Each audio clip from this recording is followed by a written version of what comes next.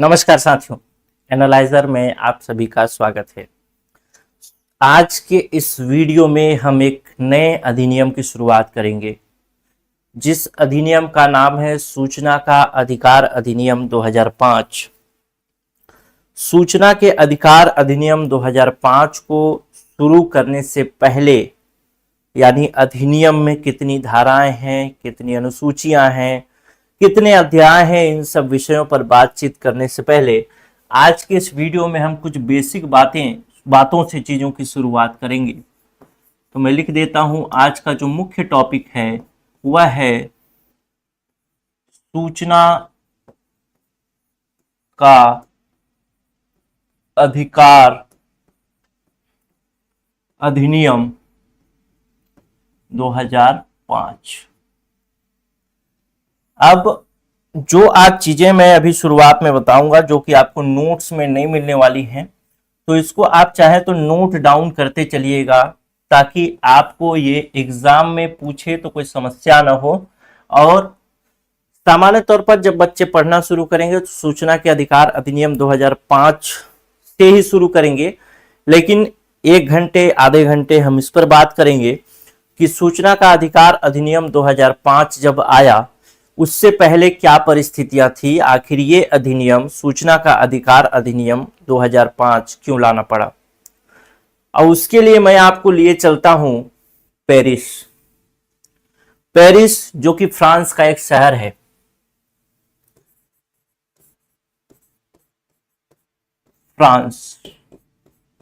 France का एक शहर पेरिस।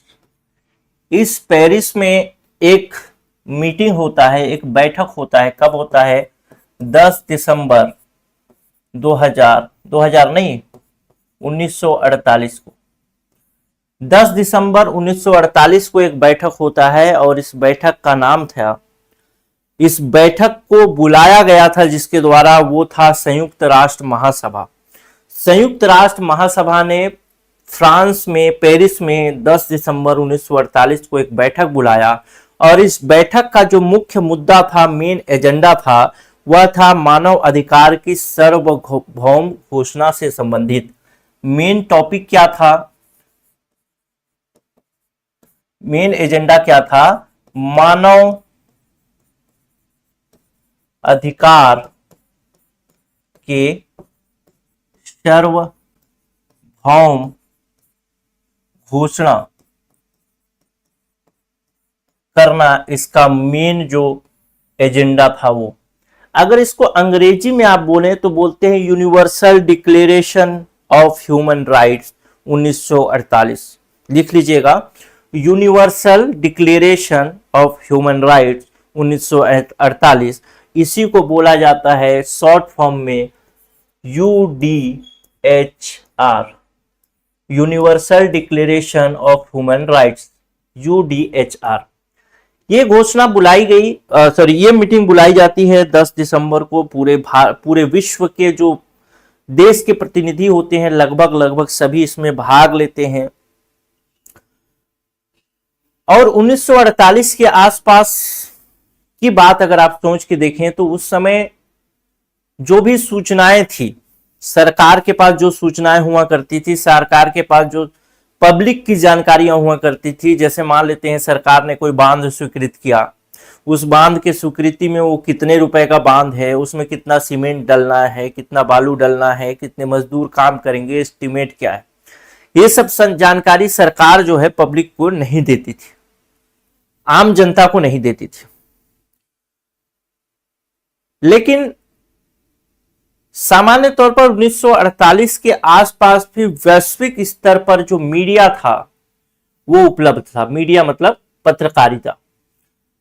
पत्रकारिता उपलब्ध था। तो सरकारों से जो सवाल पूछने का काम होता था वो पत्रकारों का होता था, मीडिया का होता था। मीडिया सरकार से सवाल पूछती थी, सरकार मीडिया को जानकारी देती थी, और मीडिया फिर उसको छाप देता था, आम जनता तक पहुंच जाती थी। यानी आपको अगर सरकार से कोई सूचना प्राप्त करनी है तो आपके पास 2 माध्यम है। पहला माध्यम, किसी मीडिया ने सरकार से सूचना प्राप्त कर ली है, उस सूचना को छाप दिया गया है, उसको आप पढ़ लें, सरकार क्या कर रही है, कैसे कर रही है। दूसरा माध्यम आप सरकार से सीधे तो सवाल नहीं पूछ सकते थे उस समय, तो आप क्या करते, किसी मीडिया कर्मी को पकड़ते और मीडिया कर्मी को बोलते कि मेरी तरफ से सवाल सरकार से पूछना, और मीडिया आपके बिहाफ पर वो सवाल पूछता और आपको फिर अगर वो उसका जवाब देती गवर्नमेंट तो ठीक है, नहीं देती तो कोई बात नहीं, आई गई बात हो जाती।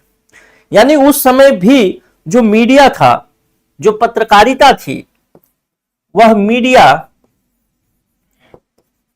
सवाल सरकार से पूछती थी, लेकिन सरकार कभी कभी उसको जवाब नहीं भी देती थी। और ऐसी समस्याएं विश्व के बहुत सारे देशों में चल रही थी कि मीडिया को कुल मिला के दबाया जा रहा था। मीडिया उस समय उस तरीके से, जिस तरीके से मीडिया का काम था उस तरीके से नहीं कर पा रही थी। सरकार से सवाल पूछती, सरकार जवाब ही नहीं देती, मीडिया क्या करती। ऐसी स्थिति में एक अंतरराष्ट्रीय स्तर पर इस पर बात होना बहुत जरूरी था। और मानव अधिकारों की या फिर मानव अधिकार के सार्वभौम घोषणा के विषय में एक बात कही गई कि यह सार्वभौम घोषणा जो है, यूडीएचआर जो है, इसमें मानव के अधिकार क्या होंगे, उस अधिकार की बात की गई थी कि एक मनुष्य जो किसी देश में रह रहा है, वो मानव जो किसी देश में रह रहा है, उसके कौन कौन से अधिकार हो सकते हैं। तो उसी अधिकार में से जैसे जीने का अधिकार हो सकता है, बोलने का अधिकार हो सकता है, ये सब चीजें उसमें बोली गई। और उसी में एक बात कहा गया, इसी घोषणा में, इसी मीटिंग में फ्रांस में जो हुआ कि जो मीडिया है अगर सरकार से सूचना मांगती है, जानकारी मांगती है किसी विषय में, तो सरकार को देना चाहिए या देना ही पड़ेगा। बहुत सारे राष्ट्र के लोग बैठे हुए थे, 150-160 देशों के प्रतिनिधि बैठे हुए थे। यह प्रस्ताव जब रखा गया कि मीडिया कोई सवाल अगर पूछती है सरकार से, कोई सूचना मांगती है आम जनता के लिए, तो उसे जवाब देना चाहिए। तो इस पर फिर वोटिंग हुआ। वोटिंग जब हुआ तो हमारे भारत सरकार ने भी ऐसे हाथ उठाया, जो भी प्रतिनिधि थे, कि हम इसके पक्ष में हैं कि हाँ, ऐसा बिल्कुल होना ही चाहिए। मीडिया अगर सवाल पूछती हो तो उसका जवाब देना चाहिए। यानी इस समय तक 1948 तक ऐसी कोई बात सोची नहीं जा सकी थी कि आम जनता सीधे ही सरकार से सूचना क्यों न ले ले, वैसी कोई व्यवस्था सोच ही नहीं पा रहे थे लोग। ठीक, तो इसमें जो मुख्य बात रहा वो बात रहा कि अगर सरकार से कोई सूचना चाहिए, यह बात इसमें निकल के आई कि सरकार से कोई सूचना चाहिए तो बीच में क्या होगा, मीडिया होगा। और इसी मीडिया से प्रश्न पूछेगी कौन, आम जनता। और आम जनता जो है का प्रश्न मीडिया सरकार से उठाएगी, और जैसे ही उत्तर आएगा मीडिया यहां छापेगी और आम जनता को मिल जाएगा। अब ये चीज सभी देशों को मानना चाहिए, ऐसा इस मीटिंग में तय हुआ। और सरकार ने, भारत सरकार ने इस पर हस्ताक्षर भी किए कि ठीक है, ऐसा होना चाहिए। संयुक्त राष्ट्र महासभा का यह बैठक 10 दिसंबर 1948 को फ्रांस में समाप्त हो जाता है। जब ये बैठक समाप्त हो जाता है, सब अपने अपने हिसाब से चीजों को लागू करने की कोशिश करेंगे, ऐसी बात होती है इसमें। भारत सरकार भी इसे लागू करना चाहती थी, लेकिन भारत सरकार उस पर बहुत ज्यादा ध्यान नहीं दी, क्योंकि 1946 के आसपास जब भारत सरकार, 1948 के आसपास जब भारत सरकार ने इस पर मतलब अपनी सहमति दी थी, तो उस समय हमारे पास मुद्दे और भी थे। भुखमरी की समस्या थी, बेरोजगारी की समस्या थी, इंफ्रास्ट्रक्चर नहीं थे, तो सरकार ने इस पर ज्यादा फोकस नहीं किया। सरकार ने इस चीज को भुला दिया। लेकिन सुप्रीम कोर्ट बार बार इस चीज को याद दिलाती रही कि ऐसी कोई चीज है। और सुप्रीम कोर्ट की याद दिलाने के क्रम में एक सन आपको याद रखना चाहिए, 1975 का सन। और 1975 का सन इसलिए याद रखना चाहिए कि यह सन था जिसमें केशवानंद भारती बनाम वीएस लिख दे रहा हूं, इसको बनाम लिख सकते हैं, भारत संघ यानी भारत सरकार के खिलाफ केशवानंद भारती ने एक केस किया। कहां किया? सुप्रीम कोर्ट में एक केस किया था। वैसे तो इन्होंने लोअर कोर्ट में किया था, फिर हाई कोर्ट में गया, हाई कोर्ट से सुप्रीम कोर्ट में गया। कुल मिला के 1975 का एक केस था। 1975 में ये जो है केस सुप्रीम कोर्ट में के जजमेंट में दिखता है, यानी सुप्रीम कोर्ट ने इस पर निर्णय दिया, केशवानंद भारती बनाम भारत संघ। अब ये केस क्या था? एक्चुअल में केशवानंद भारती एक जो थे वो एक साधु सन्यासी टाइप के व्यक्ति थे, साउथ के रहने वाले थे, तमिलनाडु या कर्नाटक शायद, भूल रहा हूं। सरकार जो है कुछ जमीन अधिग्रहित करना चाहती थी जो कि इनके हिस्से में आती थी, और केशवानंद भारती का कहना था कि भारतीय संविधान का अनुच्छेद 31 कहता है कि हमें जो है मौलिक अधिकार प्राप्त है, संपत्ति रखने का मौलिक अधिकार प्राप्त है, धारा 31 में, अनुच्छेद 31 में। और जब मौलिक अधिकार हमें प्राप्त है तो सरकार किसी भी विकास कार्य को करना चाहे, कुछ भी करना चाहे, हमारा संपत्ति तो हमसे नहीं छीन सकती। और जब किसी मौलिक अधिकार का हनन होगा तो या तो आप सीधे हाई कोर्ट जाए या तो सुप्रीम कोर्ट जाए, कोई दिक्कत नहीं। केशवानंद भारती चले गए हाई कोर्ट, हाई कोर्ट से ट्रांसफर हुआ सुप्रीम कोर्ट चला गया, सुप्रीम कोर्ट में 1975 में डिसीजन आया, और 1975 के डिसीजन में सुप्रीम कोर्ट कहता है कि इसमें मुख्य मुद्दा क्या था, क्योंकि संपत्ति का अधिकार कैसा अधिकार था, संपत्ति का अधिकार जो था किस प्रकार का अधिकार था, मौलिक अधिकार था। ठीक, संपत्ति का अधिकार कैसा था, मौलिक अधिकार था। और केशवानंद भारती का विचार था, केशवानंद भारती का कहना था कि चूंकि ये मौलिक अधिकार है तो मौलिक अधिकार पर संशोधन तो किया ही नहीं जा सकता, संविधान का संशोधन, यानी किसी भी हाल में सरकार जो है, केंद्र सरकार है, संविधान को संशोधित करके किसी के मौलिक अधिकार को कम नहीं कर सकती।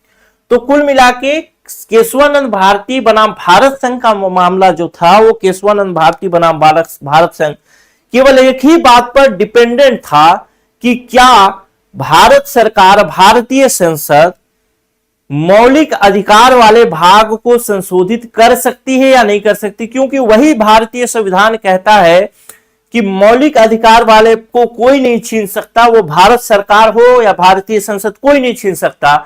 और दूसरी तरफ भारत सरकार केशवानंद भारती का जमीन छीनना चाहती थी। केशवानंद भारती का जमीन चूंकि संपत्ति के अंतर्गत आता था और संपत्ति का अधिकार मौलिक अधिकार के अंतर्गत आता था, इसी वजह से केशवानंद भारती पहुंच गए भाई कि चूंकि भारतीय संविधान में भी बात लिखी है कि संपत्ति का अधिकार मौलिक अधिकार है और मौलिक अधिकार में संशोधन संभव नहीं है, तो बताइए जज साहब ये जो कर रहे हैं तो गलत ही कर रहे हैं। तो उस समय सुप्रीम कोर्ट का एक निर्णय आया और सुप्रीम कोर्ट ने कहा, इसमें एक ही बात था, दो बातों पर चीजें डिपेंड थी या दो बातों पर प्रश्न था कि क्या मौलिक अधिकार में संशोधन किया जा सकता है या नहीं किया जा सकता।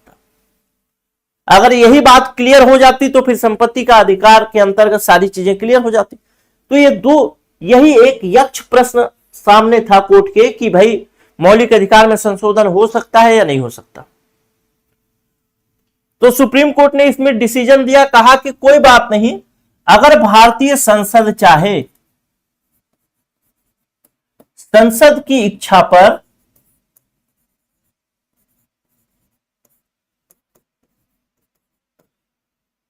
संविधान का कोई भी भाग, कोई भी बिंदु,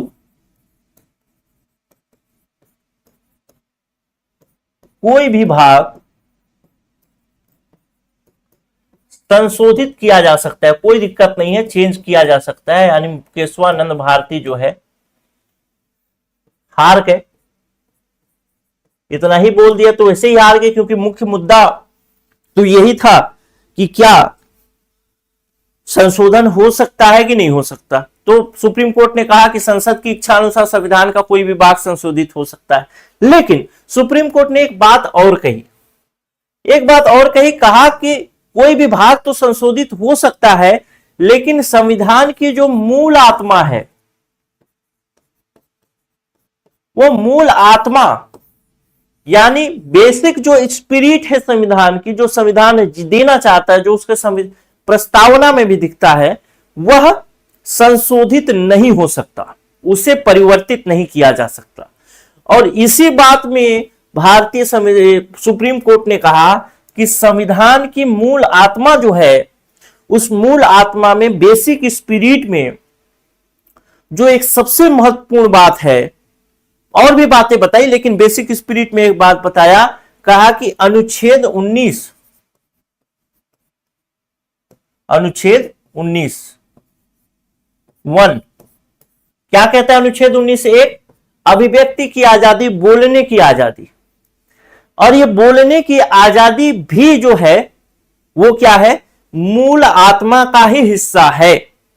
अभी तक 1975 तक भी सूचना के अधिकार के बारे में कोई जानकारी अभी तक स्पष्ट तौर पर कहीं पे देखने को नहीं मिलती। लेकिन यह कहना जो था धारा 19(1) के विषय में जो कहना था, अनुच्छेद 19(1) के विषय में कहने के बाद सुप्रीम कोर्ट ने एक टिप्पणी की और टिप्पणी में उन्होंने कहा कि जानेंगे तभी तो बोलेंगे। क्या कहा? जानेंगे तभी बोलेंगे। कहना यह चाहता है कि धारा अनुच्छेद 19(1) के अंतर्गत बोलने की आजादी तो है, लेकिन व्यक्ति अगर कुछ बोलना चाहता है तो सबसे पहले उसको जानकारी होनी चाहिए, उसके पास सूचना होनी चाहिए। अभी तक सूचना के अधिकार के बारे में कोई वर्णन नहीं है, लेकिन यह बात कह के सुप्रीम कोर्ट ने यहीं से एक बात शुरुआत कर दी और यही सूचना के अधिकार के बात की शुरुआत करता है सुप्रीम कोर्ट के द्वारा कि जानेंगे तभी तो बोलेंगे। कुल मिला के यह जानने का अधिकार दे दिया, हल्का सा, थोड़ा सा, लेकिन अभी उतना स्पष्ट तौर पर यह कुछ क्लियर नहीं हुआ था। 1975 बीत गया, ये जो डिसीजन था, जजमेंट था, वो आया, 1975 बीत गया। लेकिन 1975 के बाद एक सन आता है जिसका नाम था, जो सन था 1982। 1982 में फिर एक मामला आता है और यह मामला था एसपी गुप्ता बनाम भारत संघ। यूपी के रहने वाले थे एसपी गुप्ता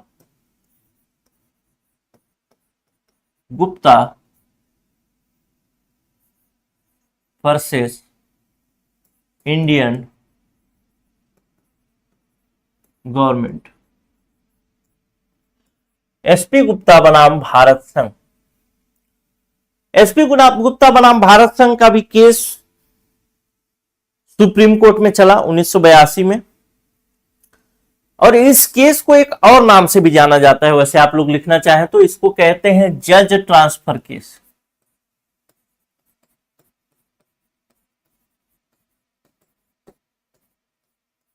जज ट्रांसफर केस ये क्या था? एसपी गुप्ता नामक एक व्यक्ति था, वो जानना चाहता था कि जो भारत सरकार जो है, सरकार जो न्यायाधीशों की नियुक्ति करती है या उनका ट्रांसफर जो करती है, उन सब चीजों को कैसे करती है, उसके पीछे कौन कौन से प्रक्रिया फॉलो होते हैं, कौन कौन से पैरामीटर होते हैं, और उन प्रक्रिया, उन पैरामीटर को आम जनता को बताया जाना चाहिए, मीडिया को बताया जाना चाहिए। और भारत सरकार का कहना था भाई ये तो संभव नहीं, गोपनीयता का प्रश्न है, ये चीजें सीक्रेटली रखी जानी चाहिए, ये सब बताने की चीजें नहीं है। और इसी में विवाद चला, हाई कोर्ट से सुप्रीम कोर्ट, सुप्रीम कोर्ट में केस चलने लगा, जज ट्रांसफर केस। 1982 में इसका डिसीजन आता है। और उस समय की बात है जब मुख्य न्यायाधीश हुआ करते थे पीएन भगवती, 1982 के आसपास। तो पीएन भगवती ने निर्णय दिया, कहा कि नागरिकों को सरकार से सूचना प्राप्त करना, सूचना कौन सी सूचना प्राप्त करना चाहते थे व्यक्ति एसपी गुप्ता? वो सूचना जैसे जज का ट्रांसफर कैसे होता है, उसका तबादला कैसे होता है, मतलब वही ट्रांसफर तबादला, जज की नियुक्ति कैसे होती है, क्या प्रक्रिया फॉलो की जाती है, वो सब चीजें, या किसी जज की नियुक्ति हो रही है तो कहां पर प्रक्रियाधीन है, किस स्टेप में रुका है, कैसे फाइनलाइज होगा, ये सब जानना चाहता था। आप भी जानना चाहते होंगे, समय मिले तो आप भी जानना चाहते, वैसे इनके पास समय था तो ये जानना चाहते। सुप्रीम कोर्ट चली गई बात, तो सुप्रीम कोर्ट ने डिसीजन दिया, कहा कि एसपी गुप्ता सही है, कोई दिक्कत वाली बात नहीं है। जो भी सरकार काम कर रही है उसके विषय में नागरिक सूचना प्राप्त करने का अधिकारी है। और फिर से ये एसपी गुप्ता बनाम भारत संघ में एक बात आती है, फिर से वही धारा, वही अनुच्छेद आता है सुनने में, धारा 19(1) अभिव्यक्ति की आजादी। और इसमें सुप्रीम कोर्ट ने कहा, पीएन भगवती की बेंच, उस समय पीएन भगवती मुख्य न्यायाधीश हुआ करते थे, 3-4 लोगों की बेंच ने इसे सुना था, तो पीएन भगवती की बेंच ने कहा कि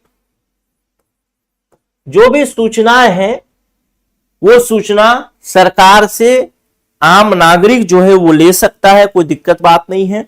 और ये भी कहा कि धारा 19 के अंतर्गत जो अभिव्यक्ति की आजादी है, वो अभिव्यक्ति की आजादी भारतीय संविधान का क्या बोलते हैं, भारतीय संविधान की मूल आत्मा है, बेसिक स्पिरिट है, मूल आत्मा है।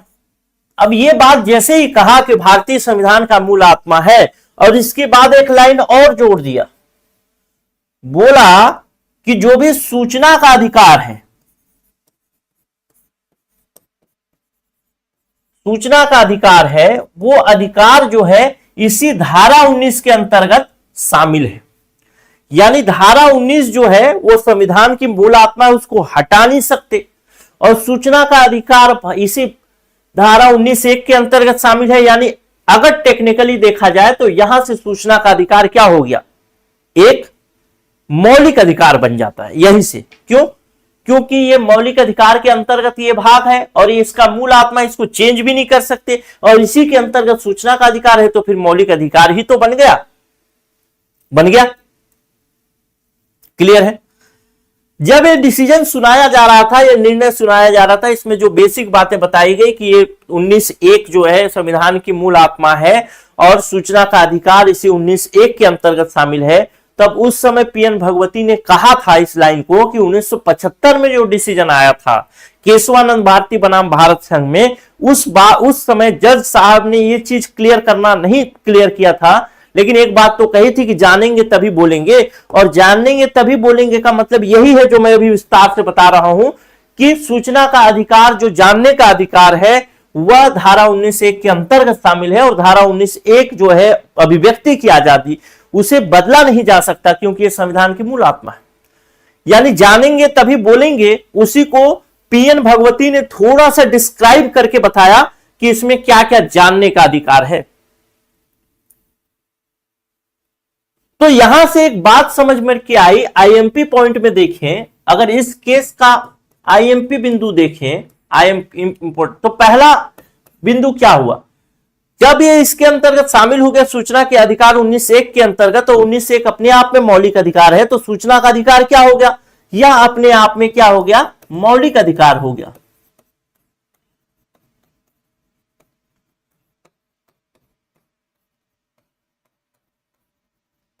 मौलिक अधिकार, फंडामेंटल राइट हो गया।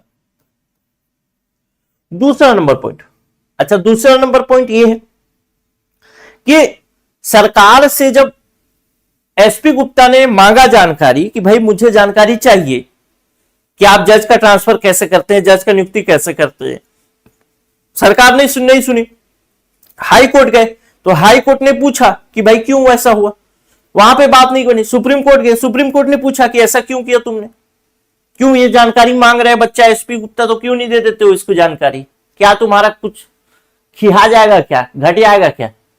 तो सरकार ने कहा भैया गोपनीयता का प्रश्न है, सीक्रेट बातें हैं, टॉप सीक्रेट है, नहीं बताएंगे, चाहे कहीं जाओ चाहे पटना बिहार कहीं जाओ, नहीं बताएंगे। तो सुप्रीम कोर्ट ने डांटा भारत सरकार को, बोला कि जो गोपनीयता सीक्रेट जो खेल रहे हो ना, इसके बारे में तुम्हें एक बात बता देता हूं कि सार्वजनिक हित में पारदर्शिता पहले है और गोपनीयता बाद में, और सूचना का अधिकार जो है सार्वजनिक हित का मामला है। तो ये जो तुम खेल रहे हो गोपनीयता, ये नहीं चलेगा। सार्वजनिक हित में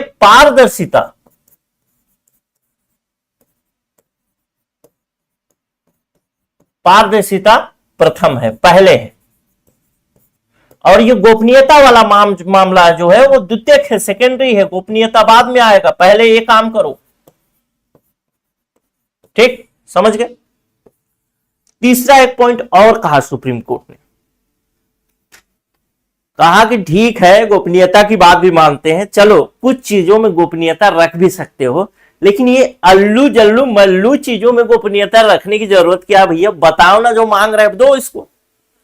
यहां से जो बात एक बनी ना 1982 के बाद, इस सूचना जो ये जो सुप्रीम कोर्ट का डिसीजन था न्यूज़पेपर में धड़ाधड़ धड़ाधड़ धड़ाधड़ छपता गया, हर जगह न्यूज़पेपर में पहुंच गया और सब लोग समझ गए, जान गए कि भैया एक आदमी बैठा है सुप्रीम कोर्ट में मुख्य न्यायाधीश की कुर्सी पर जिसका नाम पीएन भगवती है, और वो ऐसा निर्णय दिया है भारत सरकार के खिलाफ, ऐसा लताड़ा है कि भैया आपको तो बताना ही पड़ेगा कि अंदर अंदर आप क्या कर रहे हो, ऐसा नहीं कि फाइल अटका रह जाएगा। यहां तक बात चली, सब मीडिया में पूरा चलने लगा 1982 के आसपास। जब 1982 के आसपास पूरे न्यूज़पेपर में छपने लगा तो लोग जो भाई जिनको जागरूक होना है, कौन जागरूक होगा, मजदूर वर्ग होगा क्या, जो रोज खा रहा है, रोज सो रहा है, फिर सुबह कमा रहे हैं, सो खा रहे, नहीं, जागरूक कौन होगा, जिसके पास खाने पीने की कोई समस्या नहीं है, खा पी के मस्त बैठा है, विचार चिंतन कर रहा है, वो जागरूक होगा, जानकारी इकट्ठा करेगा। तो इससे जागरूकता किस वर्ग में फैली, जो शिक्षित वर्ग था, प्रोफेसर थे, वकील थे, न्यायविद थे, वकील न्यायविद वही जो आईएएस आईपीएस रह चुके थे, उनमें जागरूकता फैली। ये 1982 की बात है।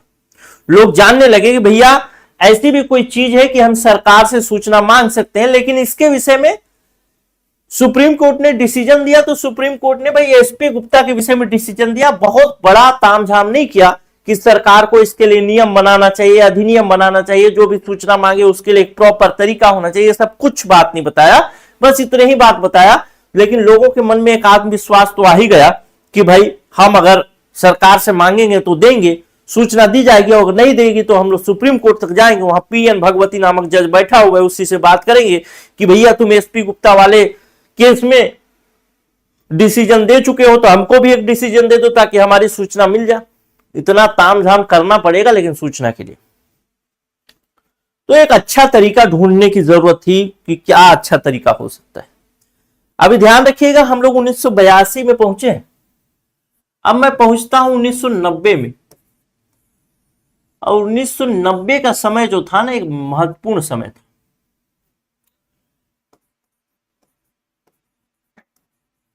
अब इसकी बात करता हूं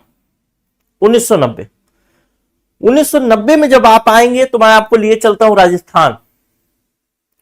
राजस्थान का एक जिला है भीलवाड़ा, और भीलवाड़ा में एक गांव है जिसको बोला जाता है देवडुंगरी, लिख लीजिएगा।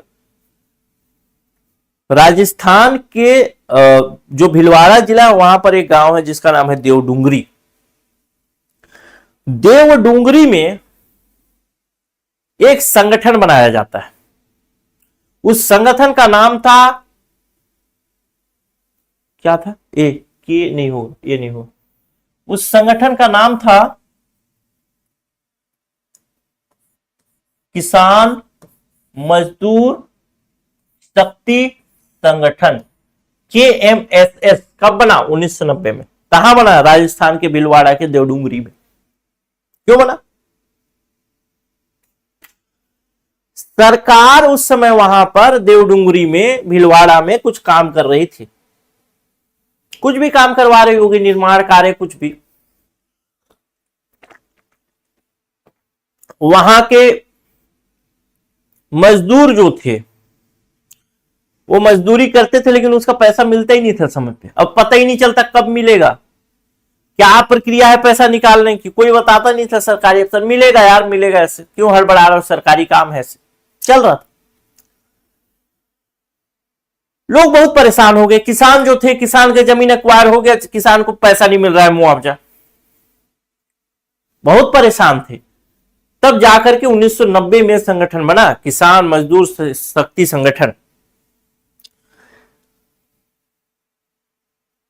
और 1990 में जब ये संगठन बना तो 1990 में संगठन चाहता था कि भाई, खासकर मजदूरों की बात करता था, जो मजदूर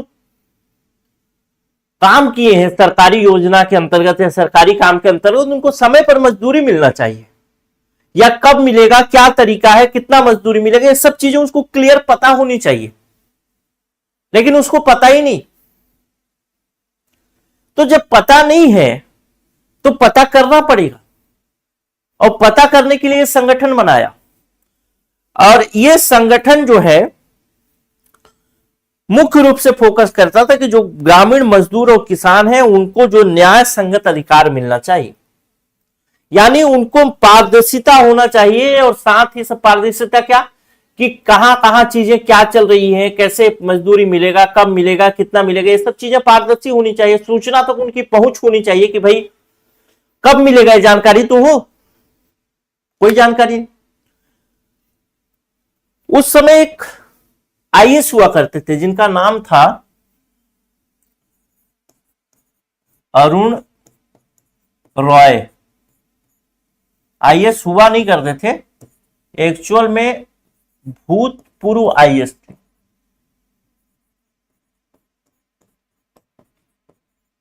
भूतपूर्व आईएएस थे। और एक दो नाम और थे जिसमें निखिल डे है, शंकर सिंह है, ऐसे नाम लिख देता हूं, पूछ सकता है। निखिल डे, शंकर सिंह, कभी कभी इसको शेखर सिंह भी पढ़ता है, शेखर सिंह भी बोलते हैं, ठीक, शेखर है, शंकर का दूसरा नाम शेखर भी था, ठीक। तो इन लोगों ने मिलकर के, और वहां के लोग जो थे, किसान थे, जो मजदूर थे, उन्होंने मिलकर के एक संगठन बना दिया। और इस संगठन क्या मांग करने लगा कि हमारा पैसा हमारा हिसाब, ऐसा एक उन्होंने नारा दिया और कहा कि हमारा जो मजदूरी है, हमारा जो पैसा है, वो हमको समय पर मिलना चाहिए, कब मिलेगा ये पारदर्शिता होनी चाहिए, कौन देगा इसकी जवाबदेही होनी चाहिए। इस सब डिमांड को लेकर के वो किससे मांग करने लगे, राजस्थान की गवर्नमेंट से मांग करने लगे, राजस्थान सरकार से मांग करने लगे। कुल मिला के इनको सूचना चाहिए था कि आखिर वो पैसा कहां अटका है, कैसे मिलेगा, कब मिलेगा, ये जानकारी हमें मिले। यह आंदोलन काफी सक्रिय था और बहुत ज्यादा काम किया इसने, इतना ज्यादा इस आंदोलन का माहौल बना किसान मजदूर शक्ति संगठन का, कि राजस्थान सरकार जो है वो घुटना टेक देती है और कहती है जो इनको सूचना चाहिए था वो सूचना ये दे देती है। और बाद में 1997 में राजस्थान सरकार जो है एक कानून भी लेकर के आती है, जो कि था यही सूचना का अधिकार अधिनियम। राजस्थान गवर्नमेंट का था ये, यानी राजस्थान के अंदर आपको सूचना प्राप्त करना है तो इस सूचना का अधिकार अधिनियम का प्रयोग किया जा सकता था। लेकिन ये 1997 की बात है, याद रखिएगा, 1990, ये बहुत बाद की बात है। उस समय तो तत्काल प्रभाव से सूचना दे दी गई थी, बस जो भी उनको सूचना चाहिए था इस संगठन के सदस्यों को, वो सूचना दे दी गई 1990 में, बात आई गई, हो गई, काम खत्म हो गया। लेकिन याद रखिएगा आंदोलन अभी भी चल ही रहा था और इनका नारा क्या था, हमारा पैसा हमारा हिसाब। आंदोलन अभी भी चल ही रहा था, ये था सन 1990। फिर धीरे धीरे समय बीतता है, आंदोलन की सफलता देखने को मिलती है। इधर भी देखें, एसपी गुप्ता वाला भी सफल हो गया, ठीक है। इसके बाद किसान मजदूर शक्ति संगठन भी सफल हो जाता है। फिर धीरे धीरे बढ़कर के आ जाता है 1996। ये बहुत आईएमपी डेट है, आईएमपी डेट है। क्यों आईएमपी डेट है वो भी बताता हूं। 1996 में एक संगठन बनता है और उस संगठन एक अभियान भी चलाता है, तो उस संगठन का नाम भी सेम है और अभियान का नाम भी सेम है, सूचना के अधिकार के लिए राष्ट्रीय अभियान। इस संगठन का काम क्या था या फिर संगठन का नाम क्या था, वही था सूचना के अधिकार के लिए राष्ट्रीय अभियान। सूचना के अधिकार के लिए राष्ट्रीय अभियान, इसका अगर शॉर्ट फॉर्म बोले तो NCPRI होता है। NCPRI, इसका मतलब है national campaign for people right to information, ऐसा national campaign for national campaign of people for right to information, NCP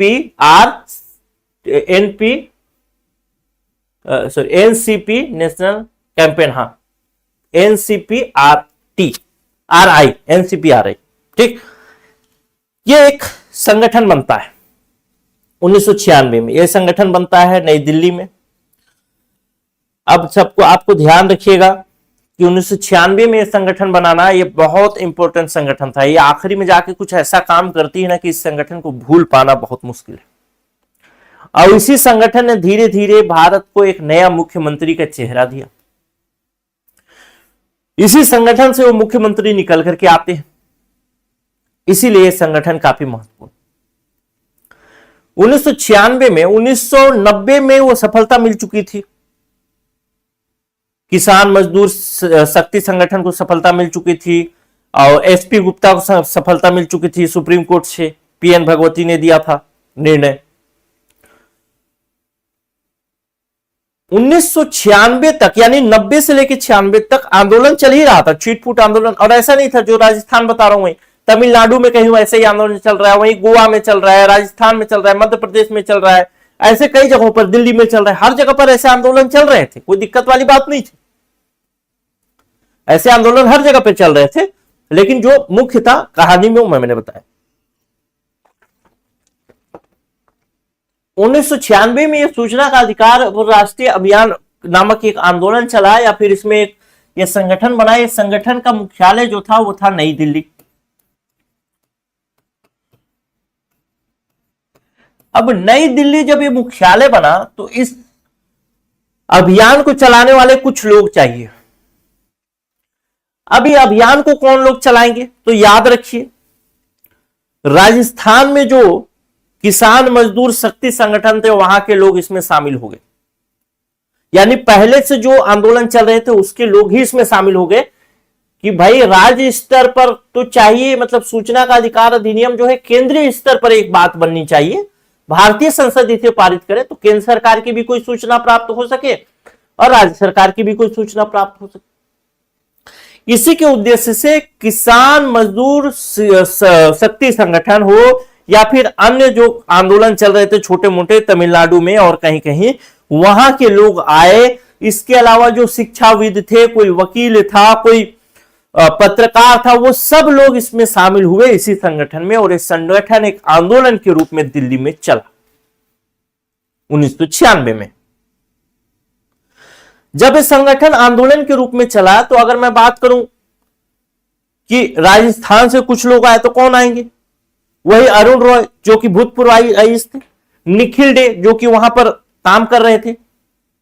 कौन सा गांव था वो गांव, आपको याद होगा ना, देवडुंगरी, याद रखिए देवडुंगरी का, पूछ सकता है आपसे। तो वही लोग आ गए दिल्ली। शंकर सिंह थे, हरस मंदर ये थे, प्रशांत भूषण जिसका नाम वकील, प्रतिष्ठित वकील जो पहले आम आदमी पार्टी में थे फिर पलट गए, निकल गए, अरविंद केजरीवाल जो मुख्यमंत्री बने भारत दिल्ली के, ये सब इसी आंदोलन में शामिल थे, यही इसी राष्ट्रीय अभियान में शामिल थे। और इन लोग का मांग था सरकार से कि भाई एक नेशनल लेवल पर सूचना का अधिकार अधिनियम पारित किया जाए, सूचना का अधिकार लोगों को दिया जाए।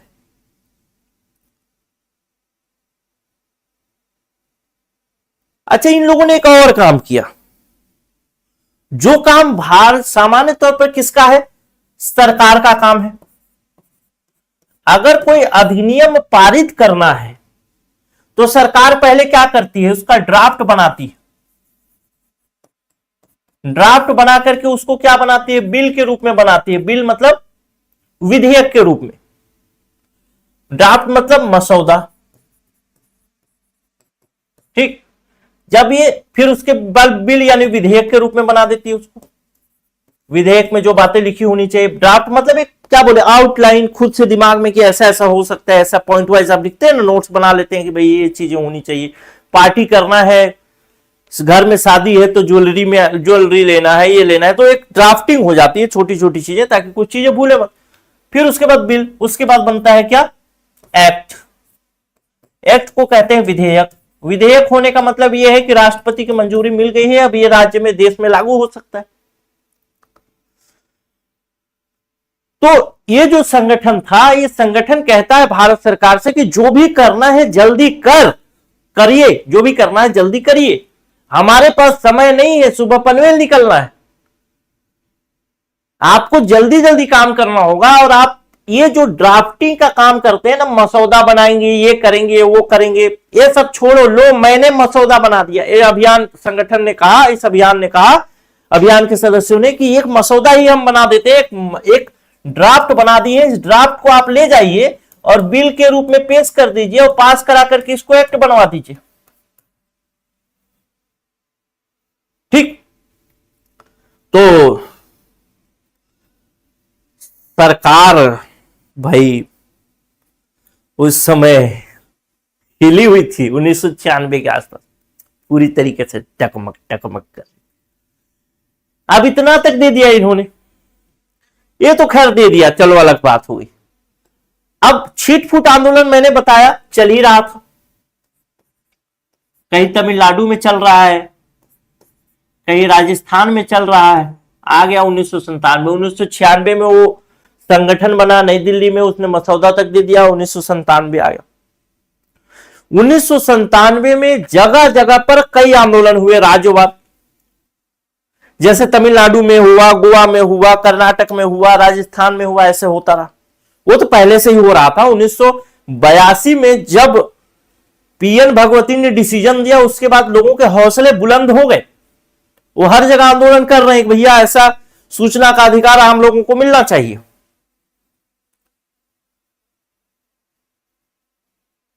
तो वो आंदोलन चल ही रहे थे 1982 से।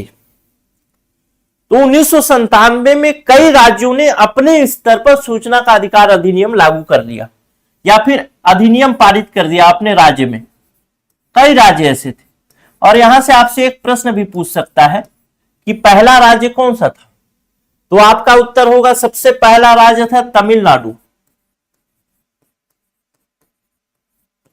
तमिलनाडु ये मई में इसको पास करता है, 12 मई के आसपास, 4 मई 1997 को यह अधिनियम पारित कर देता है।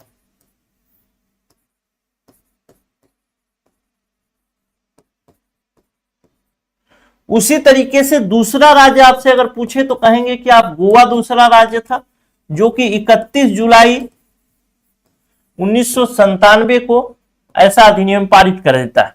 ऐसे जब जब जब जैसे 2005 में हमने देखा, हम देखेंगे कि 2005 में आरटीआई आता है, राइट टू इंफॉर्मेशन आता है। 2005 में भारत सरकार इसे पारित करती है। उस भारत सरकार के पारित करने से पहले लगभग 9 राज्य, जिसमें तमिलनाडु, गोवा, कर्नाटक, राजस्थान, दिल्ली, महाराष्ट्र, मध्य प्रदेश, असम, जम्मू कश्मीर थे। इन लोगों ने अपने अपने गांव, अपने अपने राज्य में इस प्रकार का अधिनियम बना दिया लोगों के दबाव में आके। कौन कौन से राज्य थे आपसे ये भी पूछा जा सकता है। पहले तो ये पूछेगा पहला दूसरा राज्य कौन सा था, और एक पूछेगा अंतिम राज्य कौन सा था। तो अंतिम राज्य था जम्मू कश्मीर, जिसने इस अधिनियम के आने से पहले अपने यहां अधिनियम ले आया था।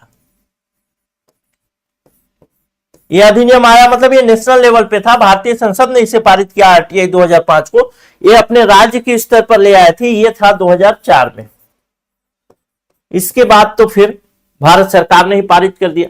तो इसके बीच में तमिलनाडु से लेकर जम्मू कश्मीर के बीच में कौन कौन से राज्य थे, उनका क्रम क्या था, वो भी याद रख लीजिए, लिख लीजिए।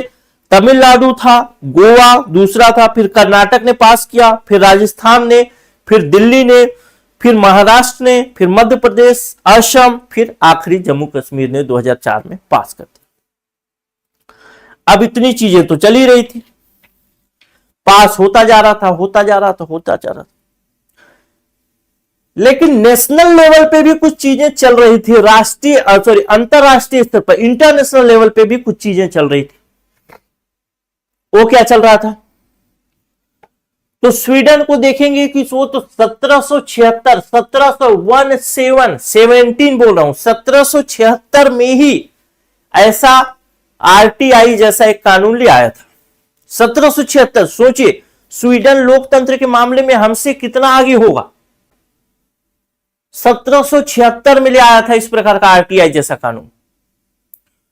स्वीडन को देखें, स्वीडन ही जो था 1776 नहीं 1766 में, 76 नहीं सॉरी 1766, 10 साल और पहले।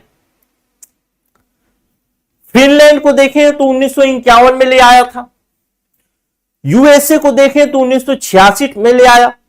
उसी प्रकार से यूके 2002 में ले आया था। तो इस प्रकार से अगर देखेंगे तो भारत लाता है आरटीआई कानून जो है 2005 में। भारत कब लाता है? 2005 में। इससे पहले अगर देखूं सबसे पहला कौन लाया तो कहेंगे स्वीडन लाया। कब लाया? 1766 में। स्वीडन पहला नंबर था, भारत 9वें नंबर पर था। यानी स्वीडन और भारत से पहले बहुत सारे देश, जो 8 देश है वो कानून ले आए थे। जो हमसे कमजोर कमजोर देश थे वो भी लाने लगे थे। तो ऐसी स्थिति में भारत के ऊपर एक अंतरराष्ट्रीय दबाव भी तो था कि भारत की पहचान कैसे हो अंतरराष्ट्रीय स्तर पर। अंतरराष्ट्रीय स्तर पर जाए और कोई ऐसे बोल दे प्रधान, तुम्हारे यहां तो आरटीआई का कानून भी नहीं है, हमारे यहां तो है, ऐसे बोल दे, तो भी एक दबाव था, इंटरनेशनल दबाव। तो आरटीआई कानून लाना ही लाना था। ठीक है, तो 1996 तक हम बातें पहुंच चुके हैं, 1997 में, जहां हम लोग देख रहे हैं कि लगभग 9 राज्य ऐसे हैं जो कानून बनने से पहले ही कानून बना चुके हैं। भारत सरकार के अधिनियम लागू करने से पहले ही अधिनियम लागू कर चुके हैं राज्य के स्तर पर।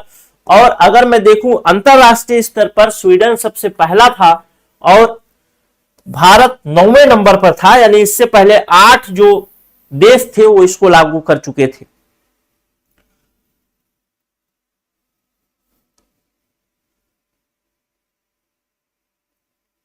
अब जो है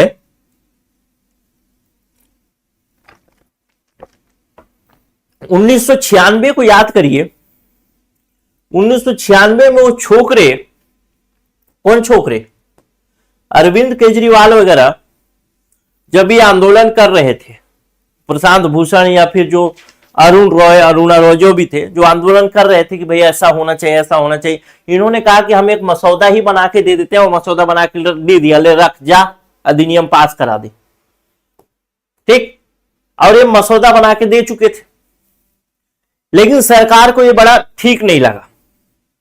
ऐसे ही दबाव बनता रहा। अब दबाव 1996 में देखो कि राज्यवार वो कर रहे हैं, क्या बोलते हैं, राज्यवार जो है अधिनियम लागू हो जा रहा है, हर राज्य अपने राज्य के लिए लागू कर दे रहा है। उधर विदेश में हो रहा है, 9-8 राज्य कर चुके हैं, 8 देश कर चुके हैं। भारत के ऊपर कितना दबाव होगा? और आंदोलन अलग चल रहा है, तो 3-3, 4-4 तरफ से दबाव, ठीक है, घेर चुके हैं पूरा। तो भारत सरकार भी चाहे कि भैया हम भी करते हैं। तो आया 2002, और 2002 में भारत सरकार ने एक विधेयक लाया। विधेयक मतलब बिल। जब कोई विधेयक, कोई बिल आता है, अगर कोई बिल भारत सरकार कोई पेश हो रहा है संसद में, कोई भी बिल पेश हो रहा है संसद में, तो जब तक वो संसद में पेश नहीं होता, सांसदों को भी पता नहीं होता उस बिल में क्या लिखा है।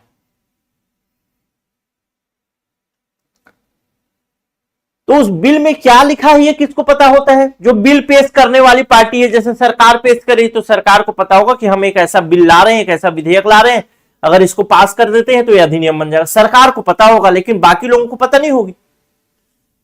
जब बाकी लोगों को पता नहीं होगा तो सोचिए कि पता नहीं होता है और होना भी नहीं चाहिए। सरकार का एक गुप्त मामला है, वो लाएगी तो फिर सबको पता चलेगा जब पास होगा। तो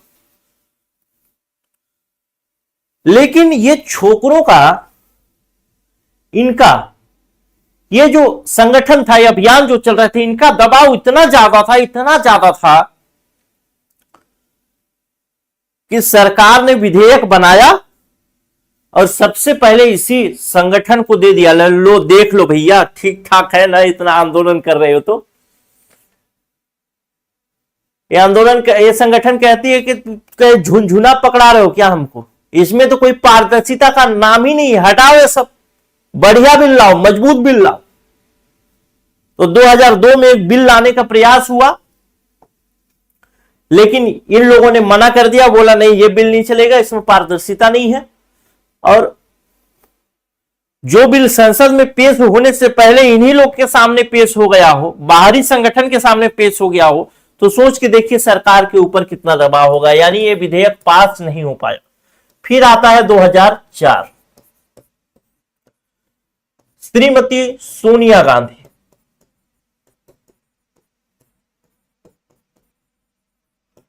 श्रीमती सोनिया गांधी के नेतृत्व में एक बनता है राष्ट्रीय सलाहकारी संगठन, राष्ट्रीय सलाहकार परिषद, NAC। क्या बनता है? राष्ट्रीय सलाहकार परिषद, इसको बोलते हैं अंग्रेजी में NAC। ठीक, इंदिरा गांधी सोनिया गांधी के नेतृत्व में बनाया जाता है राष्ट्रीय सलाहकार परिषद। ये राष्ट्रीय सलाहकार परिषद जो है फिर से एक नया बिल, RTI का एक मजबूत बिल बनाती है, मजबूत विधेयक बनाती है, ड्राफ्ट करती है विधेयक के रूप में, और फिर 2005 में इसको पेश किया जाता है संसद में, 2005 में। और 2005 की अगर बात करें तो वो समय था मेरे ख्याल से 15 जून, जब ये दोनों सदनों से पास होता है, और 12 अक्टूबर को ये, 15 जून और 12 अक्टूबर, 15 जून को दोनों सदनों से पास होता है और 12 अक्टूबर को क्या हो जाता है, देश में लागू हो जाता है। क्लियर है? तो इस तरीके से RTI के बनने की कहानी थी। इस कहानी में बहुत सारे फैक्ट छुपे हुए हैं, जिस फैक्ट को आपको जरूर लिख करके रखना चाहिए। अगर आपने नहीं लिखा होगा तो इस वीडियो को दोबारा देखिएगा, और मैंने जो बातें बोली हैं उन बात में अगर कोई तथ्य आपको नजर आ रहा होगा, जैसे कुछ चीजें मैं नहीं लिखा हूंगा, जैसे अगर मैं बात करूं इसका, तो इसमें कहां पर ये था, भीलवाड़ा कौन सा गांव था, ये सब चीजें मैंने नहीं लिखी, तो वो सब चीजें आप लिख लीजिएगा। सदस्यों के नाम मैंने बताया वो लिख लीजिएगा। कौन कौन से राज्य पहले लागू कर चुके थे 2005 से पहले, वो लिख लीजिएगा। ये सब चीजें, पॉइंट को आप जरूर लिख लीजिएगा। दोबारा देखें तो अगले वीडियो में हम बात करेंगे सूचना का अधिकार अधिनियम 2005 से शुरुआत करेंगे। इसमें टोटल हमको जो अध्याय पढ़ने हैं 5 अध्याय हैं, और 6 अध्याय हैं और 2 अनुसूचियां पढ़नी है, 31 धाराएं टोटल हैं, उसको हमको पढ़ेंगे। हम बात करेंगे नेक्स्ट वीडियो में। इस वीडियो में हम यहीं तक, इसके पृष्ठभूमि को अच्छी तरीके से समझ गए तो अब चीजें आपको समझ में आएगी। और ये सारे नाम जो हैं, KMSS हैं, या फिर SP गुप्ता बनाम भारत संघ है, या फिर केशवानंद भारती मामला है, ये सब नाम, या फिर लागू करने वाला सबसे पहला देश जो था स्वीडन, दूसरा देश कौन सा था, तीसरा देश कौन सा था, ये सारे नाम आपसे पूछे जा सकते हैं प्रश्न के रूप में। इसीलिए आप इसको जरूर ध्यान रखिएगा, फालतू की चीज नहीं है, सब कहानी बनाया हूं, इसलिए बताया हूं क्योंकि ये काम आ सकता है। नमस्कार, जय हिंद।